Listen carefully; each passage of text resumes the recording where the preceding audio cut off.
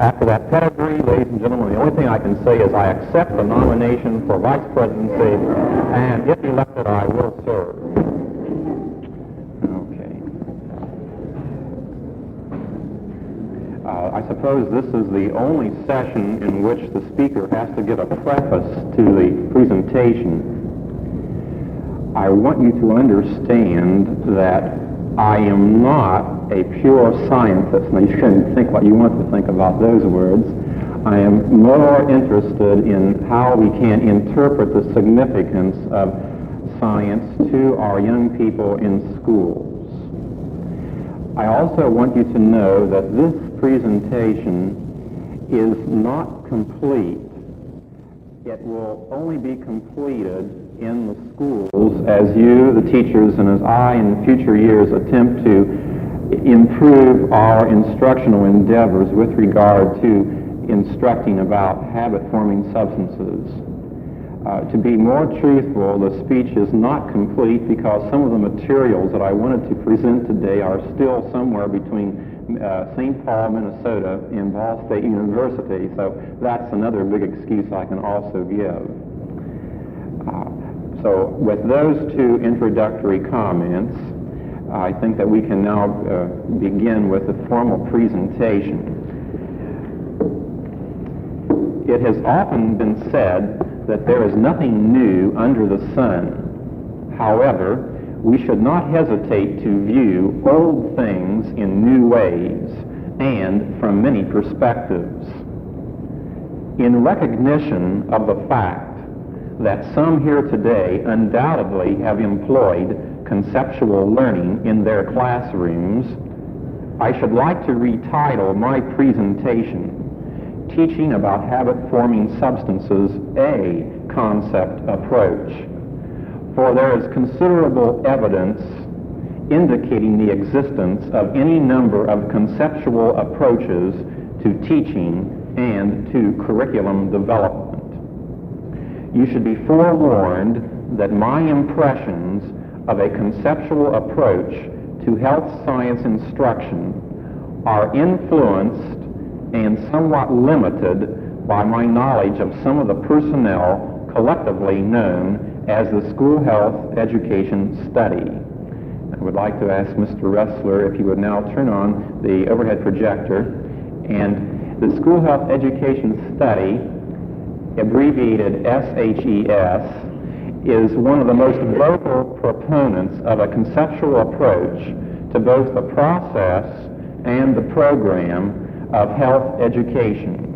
And I might also add here that I'm also limited and influenced by some of their excellent teaching learning guides and resource materials, principally the one enumerated there, Health Education, a Conceptual Approach to Curriculum Design, K through 12. And this is the basic document that more and more of you will be familiar with, I'm sure, in years to come.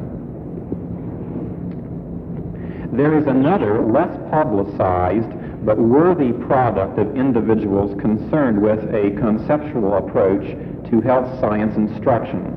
I refer to Health Concepts, Guides for Health Instruction. This is a product of the Health Education Division, more recently retitled the School Health Division of the American Association for Health, Physical Education, and Recreation. The efforts of these two groups, plus countless local endeavors, are reshaping the framework and methodology of health instruction. To be more accurate, I must assert that such activities have the potential for this type of reformation. If that potential is realized, may be another story. Well, what is all the commotion about conceptual teaching? Why should there be this reformation? And how does conceptual learning and teaching apply to us here, we who are concerned with teaching about habit-forming substances? Let us start with the concept as it describes the essence of conceptual learning and teaching. Next, transparency. Some of the popular definitions of a concept are represented here. The first one is that by Dr. Eleanor Roosevelt, who is the director of the School Health Education Study. She identifies a concept as personal organizations of interpretations.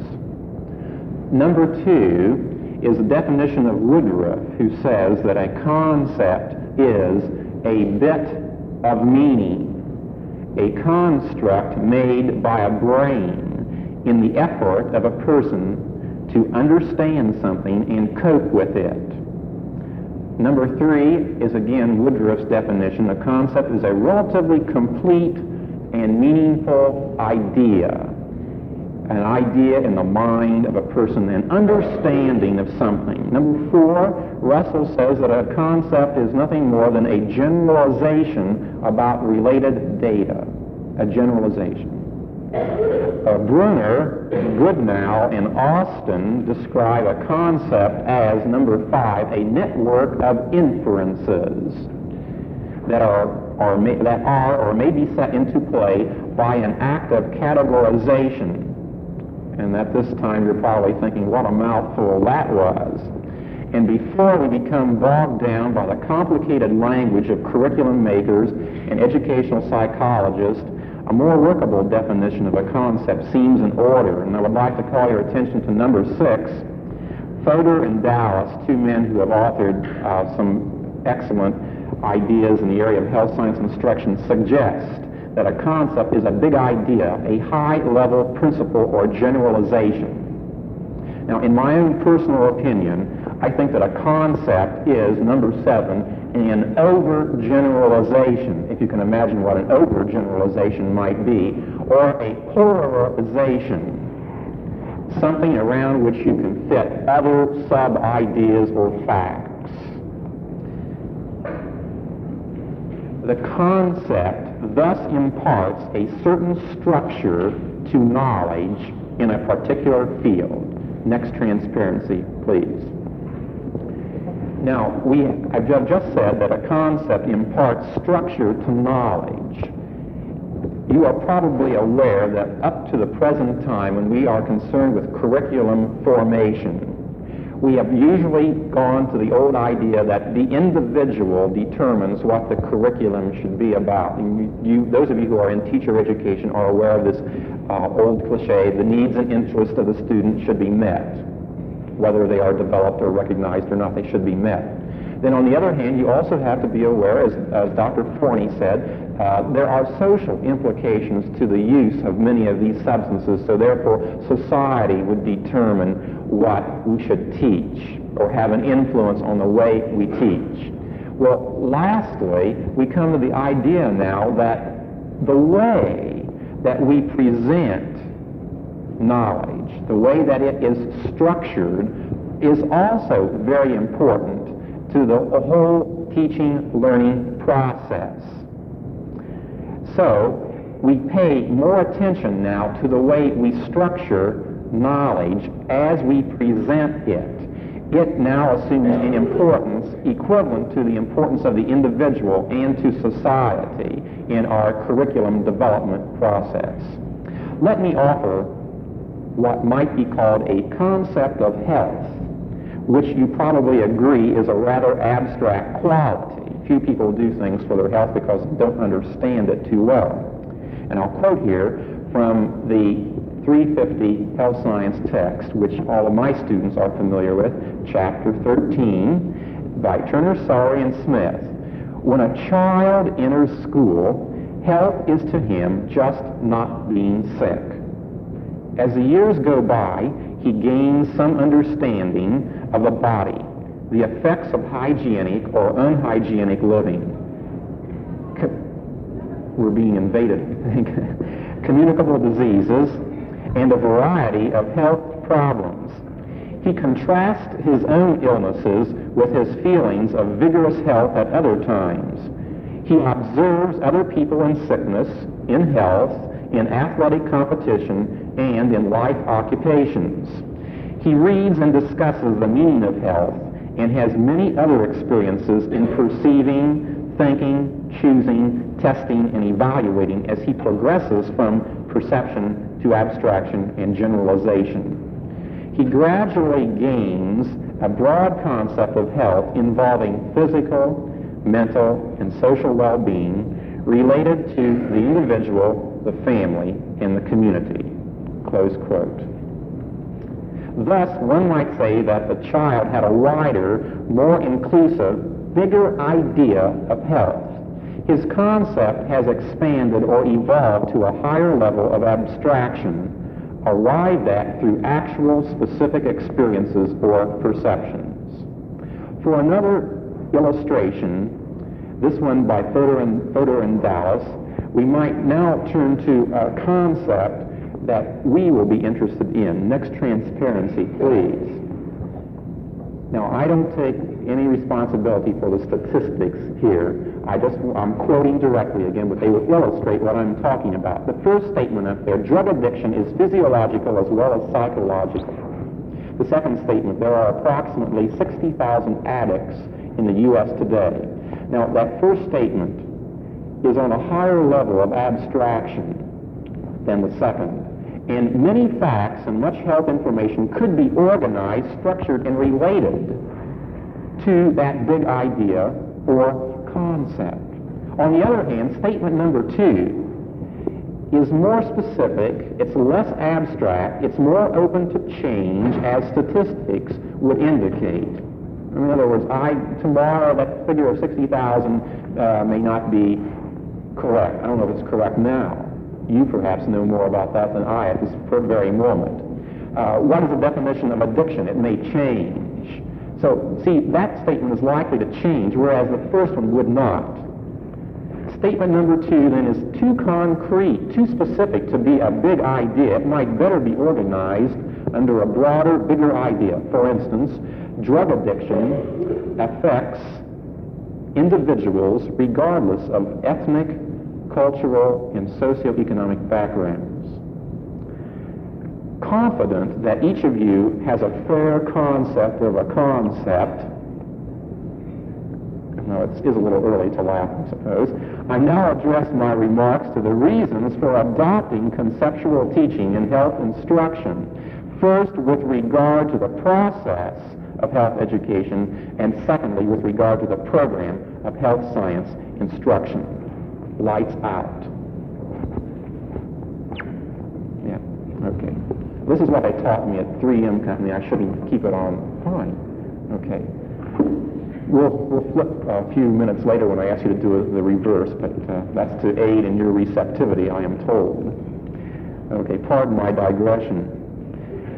Briefly, the process of health education refers to the ongoing translation of what is known about health into favorable health behavior, a standard definition that I coerce my students into memorizing. Now, this favorable health behavior may be either cognitive, that is mental, affective, that is attitudinal, or action, that is putting things into physical skills. Brushing teeth, for instance, is a real skill. It involves more than just mental application. The conceptualists, quote unquote, those who espouse conceptual teaching, believe that concepts affect behavior more than memorizing isolated facts. It is not that facts are unimportant, but what really counts are what people do with the facts and how they use them. A better understanding of behavior has prompted and promoted interest in concept formation. Transparency and lights out. Click it again. There we go. And next transparency. Fine. If we would view human behavior in Woodruff's terms of a cybernetic system, now let me explain that briefly. Cybernetic, it pertains to the comparison of the human nervous system and its actions to the mechanism of a computer or a mechanical computer. And so we speak in terms then of perceptual input, internal storage and organization of perceptions, the use of this organized input in making decisions, The output is thought of as in terms of adjustive acts and feedback from those acts. Now, if we understand and behavior in those terms, one can see how concepts or big ideas furnish the key to health action. For instance, on the left side of this screen, you see different members of the family doing different things. Little boy helping father, little child helping mother or sister, mother helping the little boy. From these various perceptions, the child hopefully will arrive at the concept or a big idea that family members help each other. Now, it sounds rather mundane, but this is what we hope would be derived. This is how concepts are formed out of our individual, undifferentiated perceptions. Concepts thus serve as psychic organizers of meaning to the individual in his attempt to handle the ever-increasing amount of ever-expanding facts. Again, as Turner, Sellery, and Smith explain, when a child must choose a line of action, he draws on his mental images, his past experiences, and his concepts to decide what he should do. He does the things his mental images show will bring about the results he wants. This involves thinking and choosing. Thus, his concepts furnish the key to his actions. Okay, lights out again. By providing an individual with a fairly stable and permanent system of knowledge, his cognitive or mental structure is better programmed, and I employ that term, programmed, without advocating thought control. His cognitive structure is better programmed to perform such skills as recognition of trends and sequences, ability to classify phenomena, the development of criteria, translation, interpretation, extrapolation, application, analysis, synthesis, and evaluation. Such skills, together with those of the affective and action domains, are pertinent to the process of health education. Now, recently we have seen concepts affecting the program of health education in the schools, that is, curriculum development in health science instruction. If concepts are so important for decision making, maybe the field of health science and the educational experiences provided by the school to influence the process of health education should be concerned with concepts too, and that is just what has happened. If we are to affect a person's health behavior through his own knowledge, as Woodruff declares, we must stop giving him the end products of another person's decisions and help him acquire the concepts with which he can make his own decisions. While we cannot teach concepts, we can teach toward concept formation. But what health concepts are vital? The two study groups mentioned earlier, the School Health Education Study and the Health Education Division of AHPER, AAHPER abbreviated, sought to identify the big ideas and their supporting data. This was done in order to structure a curriculum which imparted an organization to the knowledge of health science and revealed meaningful interrelationships among the various knowledges. Concepts were used by the AHPER group to describe the essential knowledge which gives structure to the health science field and which a health-educated person should possess at the completion of a course of study. In a more extensive and ambitious way, the School Health Education Study used concepts to identify the total health content to be taught. Advantages of a conceptual framework for the health science curriculum are identified by Slepcevich as advantage number 1, adaptability. adaptability. The same concepts can be used with grades K through 12. The second advantage cited is that of flexibility. Flexibility, that is, provision can be made for individual and community needs. And three, the third advantage, permanence. Permanence, that is, the discovery of new knowledge should not necessitate changing the elements which compose the conceptual framework. You are all aware that we are confronted with an ever-increasing avalanche of new knowledges. Now, if we had set up a curriculum to take into account every new specific knowledge that came along, we would be having school 40 years in health science alone. Evidently, we can't talk about everything. So, by going to a conceptual framework, we can have a permanent structure which can be altered somewhat, but should not necessitate a complete change. Therefore, it does have some permanence. Now, the most crucial aspect of a conceptual approach, I admit, is in its implementation. How functional is the conceptual curriculum, you should ask, or I ask? The problem becomes one of leading a student to discover and to summarize personal and guided experiences into relatively complete and meaningful ideas. Now, how is this accomplished? It is at this point that I should like to offer an interpretation of a conceptual approach to teaching about habit-forming substances, specifically drug abuse. I shall borrow rather liberally from the school health education curriculum design, school health education study curriculum design, that is, in order to illustrate one way in which concept teaching might be used in the classroom.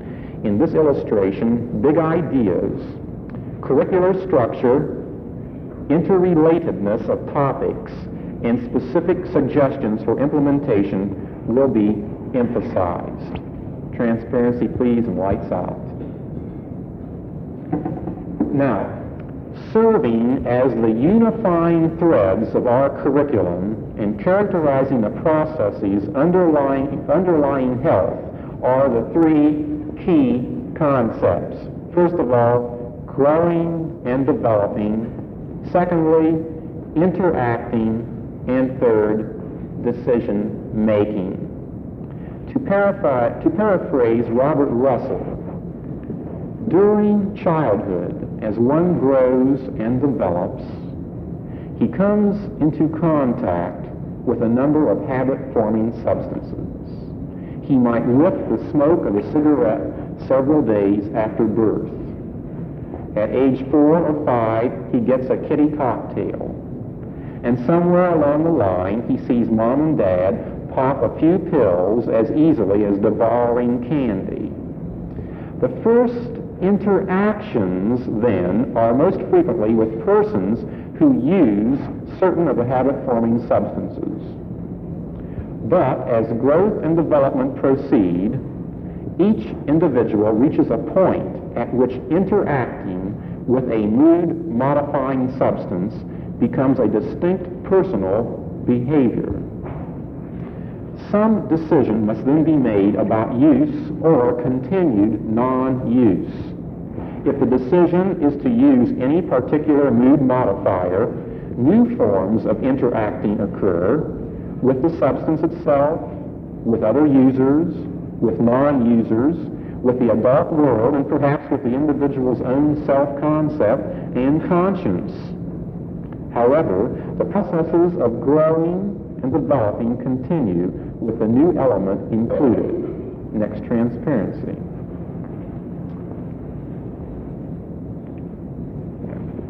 If one's physical and mental reactions to actual use and the responses by significant persons and social institutions are more pleasant than painful, the individual may continue to grow and to develop as some form of user. On the other hand, if the balance of reactions becomes more painful than pleasant, the experimenter may then decide to revert to non-use. Now consider the decision to maintain non-use when actual use is a viable or live alternative. Other forms of interaction are likely to occur, but of a differing nature and without the mood modifier. Whether one is a user, a non-user, or an abuser, decision-making situations continue to arise involving a range of interactions. The nature of a decision made or the lack of a decision will influence the patterns of growing and developing, and these in turn set the stage for future interactions. And this represents here how our basic processes have an influence one upon the other. And your decision today will influence not only your future interactions, but quite possibly your future growth and development, if not on a physical scale, perhaps on the psychological, your mental, or social levels. And so we see these things then as all influencing, reciprocating, interacting with one another. While the three key concepts, decision-making, growing and developing, and interacting, just described, represent the most abstract organizers in the curricular structure, it is necessary to move down one step on the hierarchical ladder to the concepts, the plain concepts, to distinguish them from the key concepts. These plain concepts serve as the major organizing elements of the curriculum, which reflect the scope of health education. The next slide, please. Shown here on the right-hand side are 5 of the 10 plain concepts, which give some type of an indication as to what should the content of a health science course be, or a curriculum. Notice the first one pertains to growth and development as they influence one another and influence structure and functioning of the individual.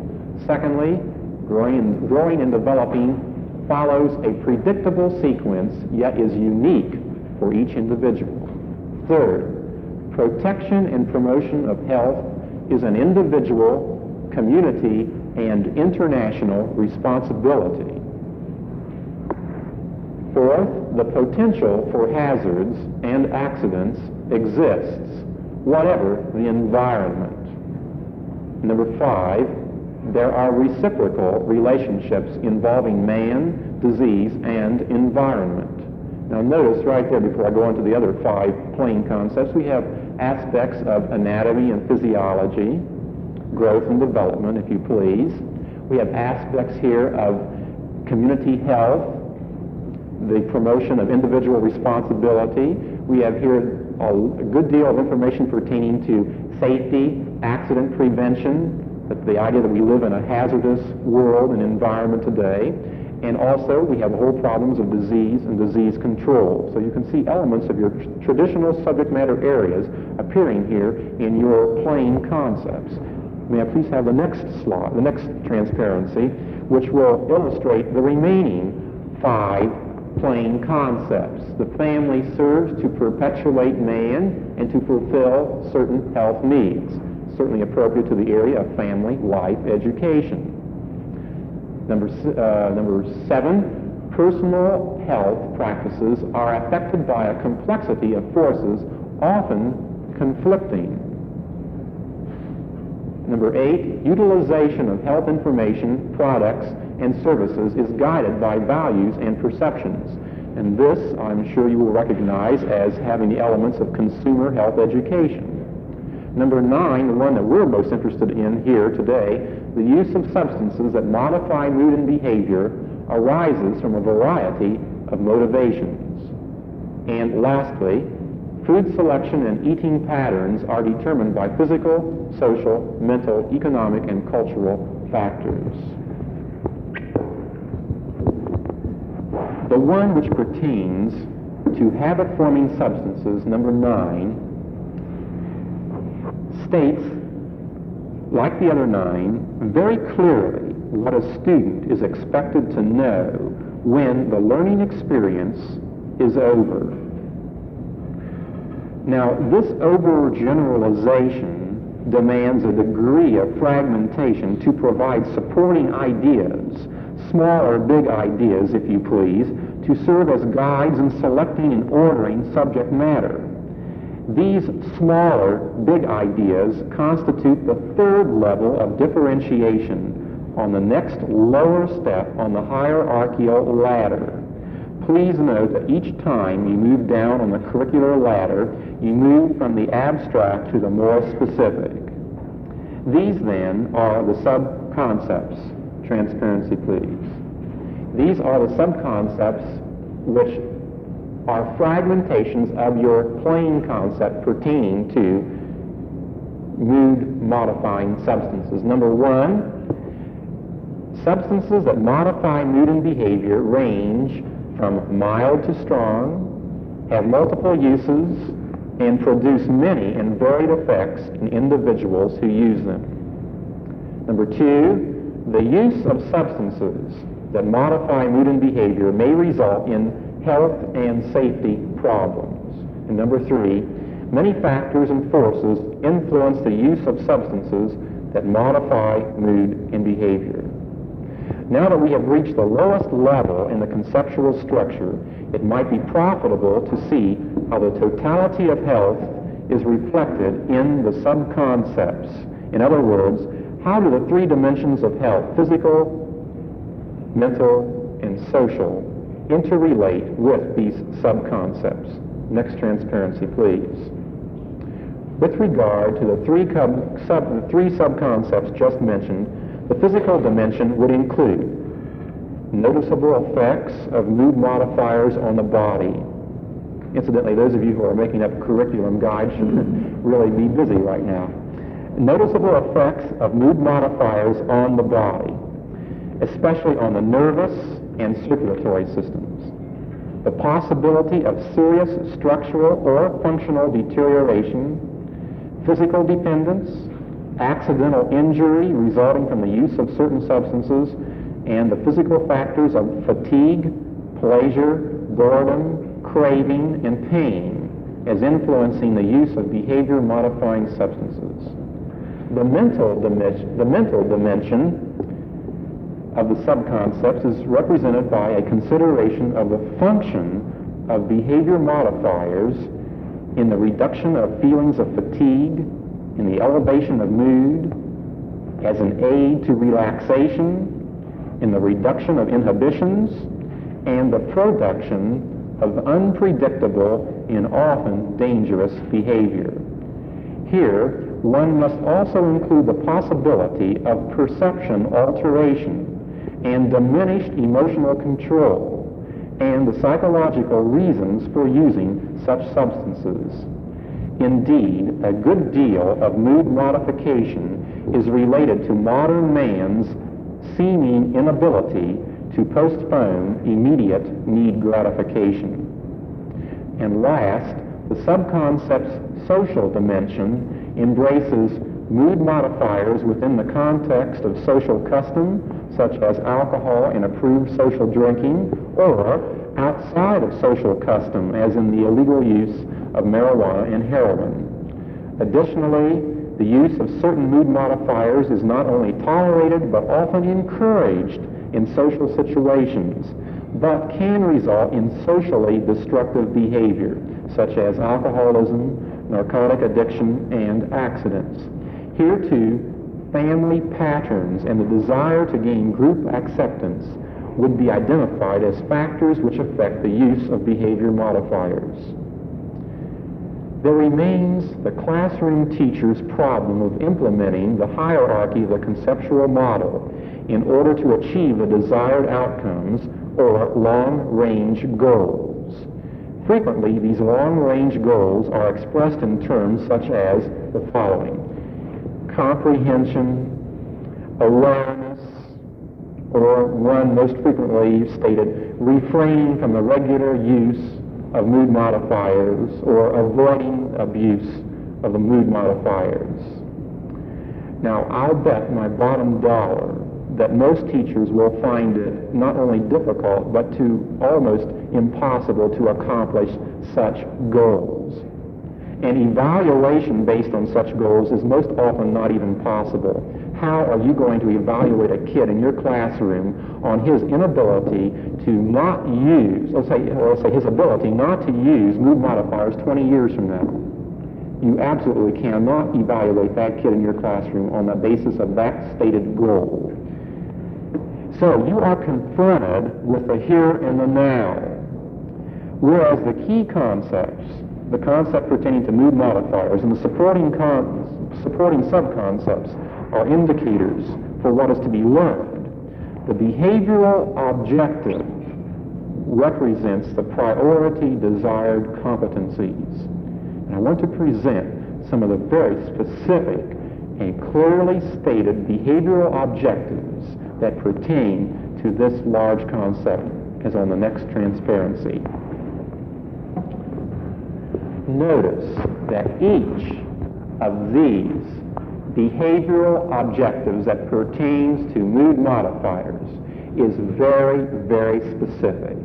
Note also that in each case, it is a combination of two things. One, a type of a mental activity plus subject matter content. We have then combined in our formulation here content with a mental skill or an activity, such as an identification, naming, a description, a discussion, identification again, explanation or description. What do we want them to do? We want them to identify substances and their effects. What are they? What are they likely to do? Ways that modifiers are used. Well, good heavens, they can be used in a variety of ways. Social situations by themselves, legally, illegally. You can drink them, you can inhale them, you can inject them, you can even use them in an enema on occasion. You can take them at parties, you can take them in the schools and dormitories. Many ways you can use these things, okay? This is what we would want to use as our behavioral objective in teaching about this. Number 3, we want to then describe the actual modifications that would result, physical or perhaps psychological, and sometimes social. The result of behavior modifiers that may result when we use some of these substances, whether they are such things as alcohol, chewing gum, candy, cigarettes, barbiturates, amphetamines, LSD, marijuana, or your hardcore narcotics. What is likely to happen? How will our cells be changed and to what degree? Possibly. Number 4, we want to discuss why certain modifiers are used rather commonly and others only under special circumstances. Some are used to allay pain, to reduce pain. Some will be used in hospitals. Some only under a prescription of a physician. Others are used for other reasons, to reduce fatigue or to elevate mood, or to perhaps alter one's perception. You just are so bored with life you want to escape, so you take something and you escape quite easily. We want to also identify why some might try and possibly become regular users of dangerous drugs. What are the motivations involved here again? Also, what is the appeal that we see in dangerous drugs, particularly marijuana and LSD? Why are these so in today with our young people? And number 7, what actual situations could we describe in which marijuana, narcotics, and other dangerous drugs are or might be used? As seen here, the behavioral or educational objective is a formulation of the way in which a pupil is supposed to think, feel, or act with regard to a particular aspect of subject matter. The specificity of each objective provides clues for the selection of learning opportunities to accomplish the intended objective. And it is upon the objective that one should base his evaluation. For example, let us jointly inspect this behavioral objective. I think it's number 7 here. Describe situations in which marijuana, narcotics, and other dangerous drugs are or might be used. Now, I might ask for some student participation here. First of all, next, transparency. The first thing I think we want to do is to make sure that we have clarified the behavioral objective. We have stated that we want this kid to be able to describe situations in which marijuana, narcotics, and other dangerous drugs are or might be used. Can anybody give me at least one situation in which these dangerous drugs might be used? Anybody? Please?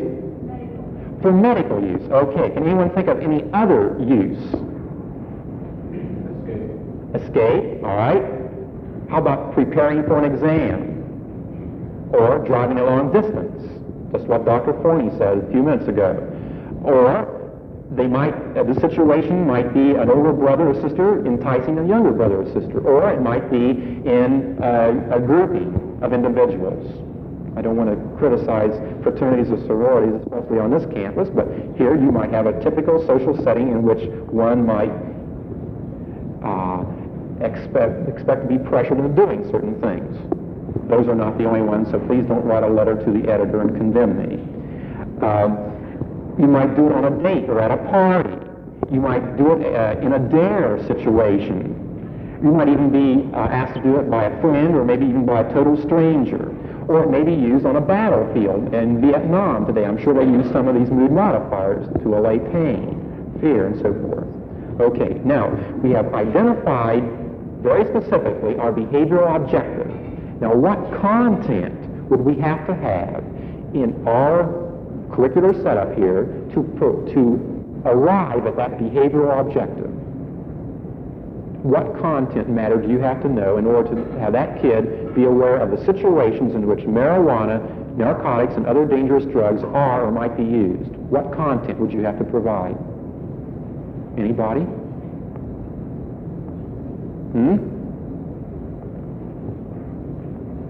Yes. You have to know the specific substances. What else? Some dangers involved. What else?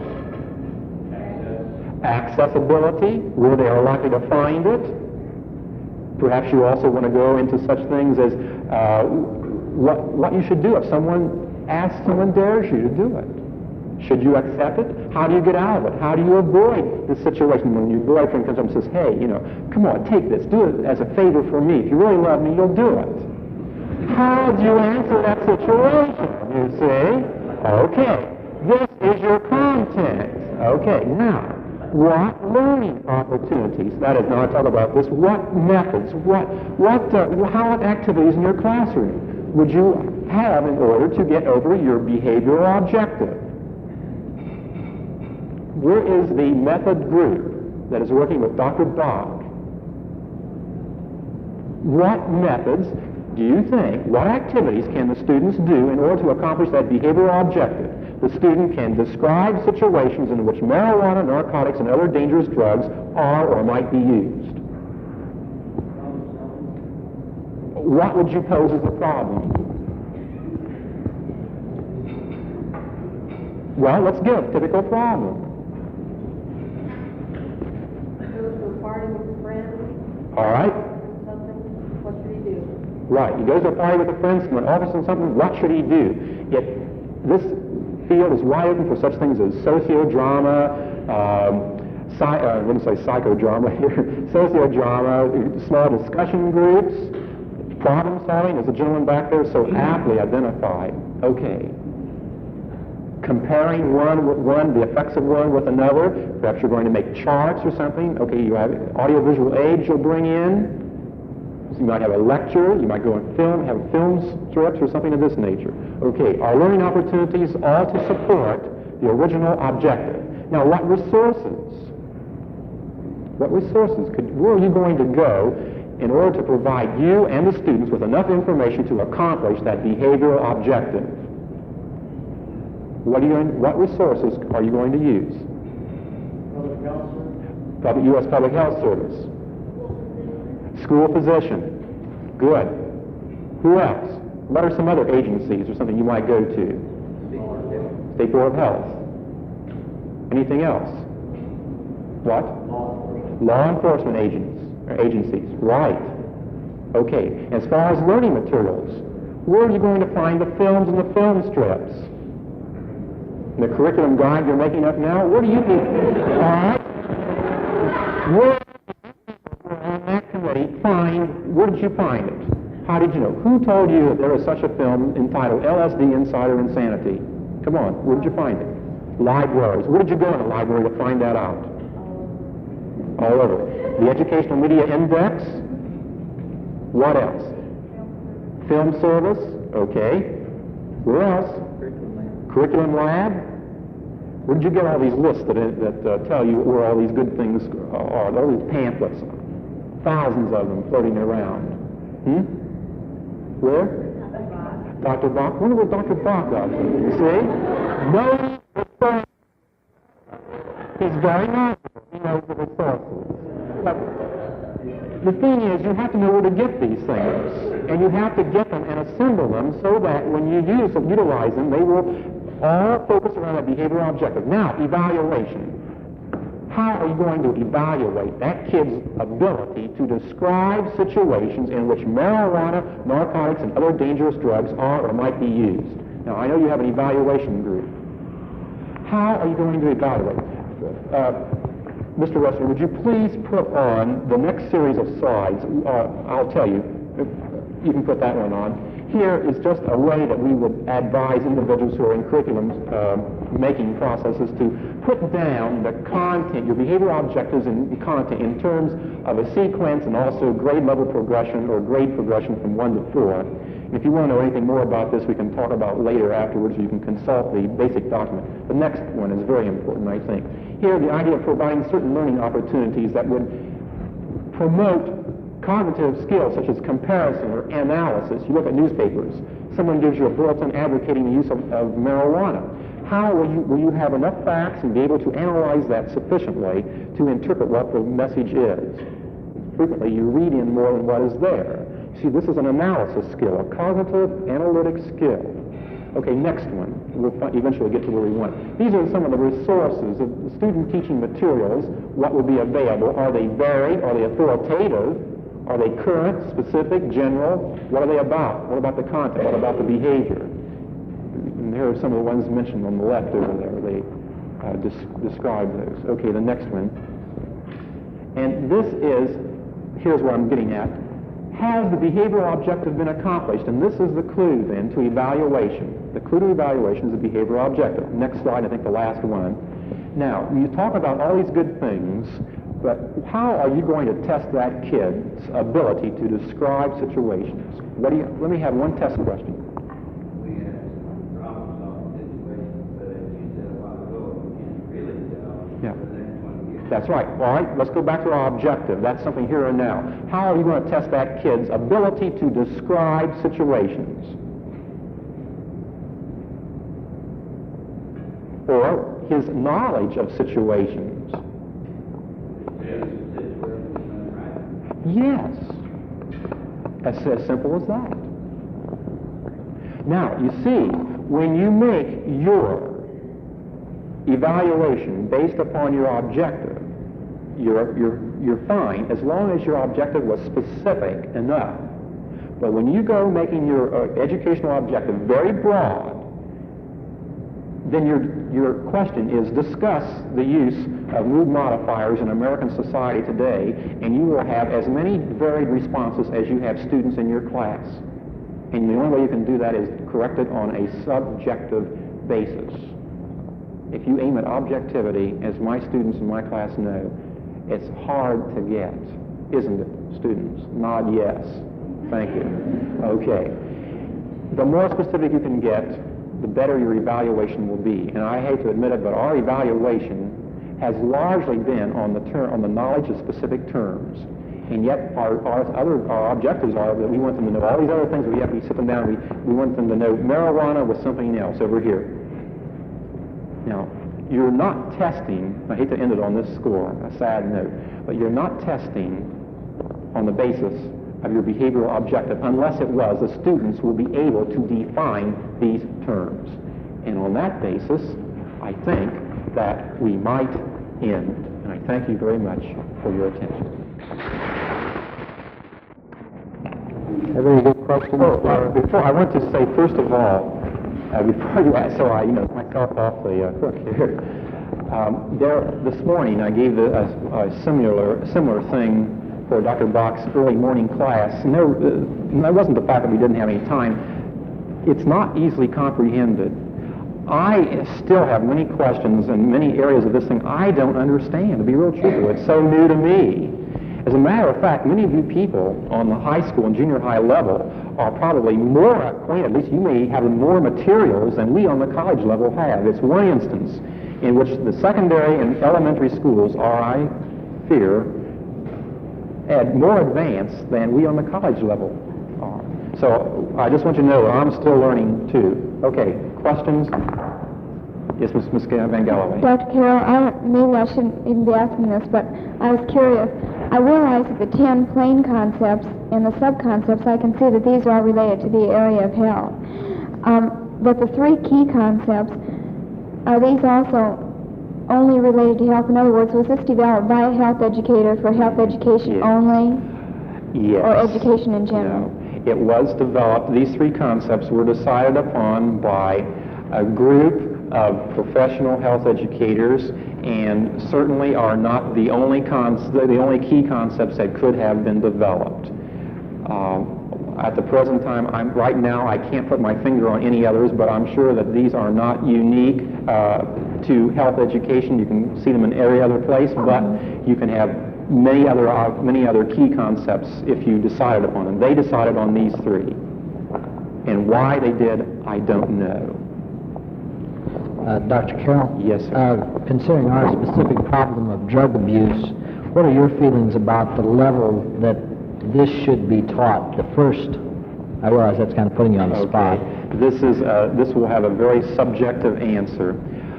I don't think that we should emphasize early that there is, narcotic. I don't think we should concentrate on narcotics addiction in the first grade. Evidently, I don't think they're ready for that. But on the kindergarten and primary level, I want kids to know that there is a difference between a bottle of Budweiser and a bottle of Coke. And I want them to know that aspirin bottle up there is not candy.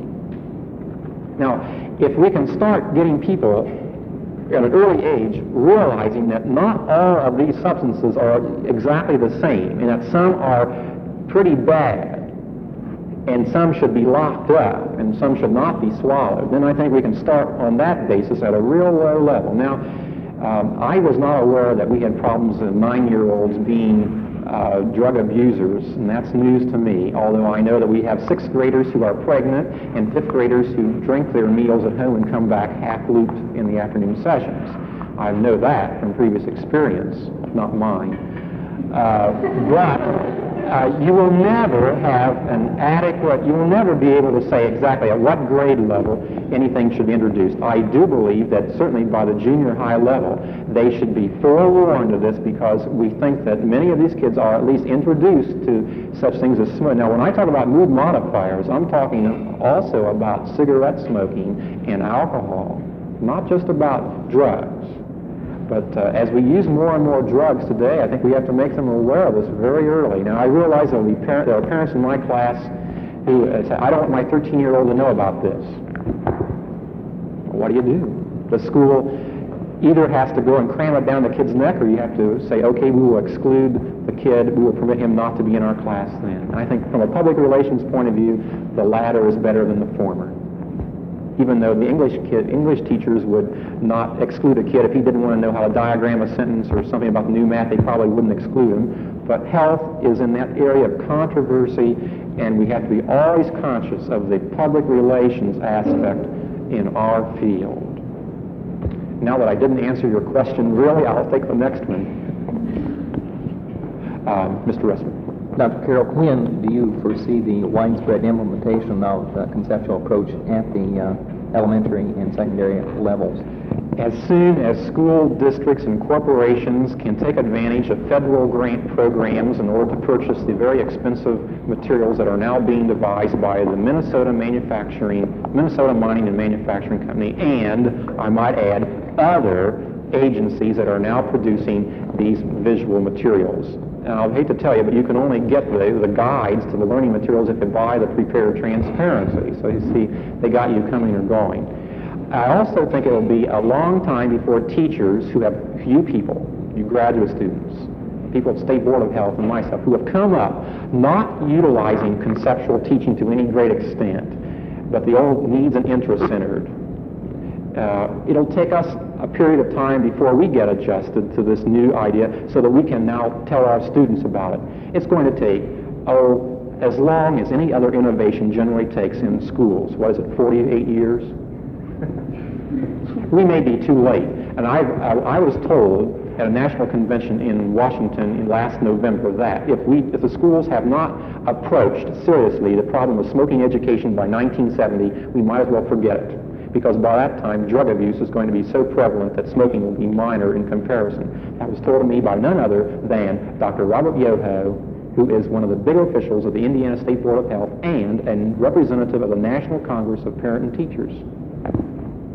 So I have to believe what the authorities are telling me. I have faith in them. Yes, sir. You said that we use evaluation to see if the objectives have been reached, and yet when looking under objectives, we see such words as identifies, names, Right. describes, etc. And that's limited, therefore. That's very limited, Right. and yet we're going to have to probably test for facts when really we should be testing for concepts. That's I right. see it.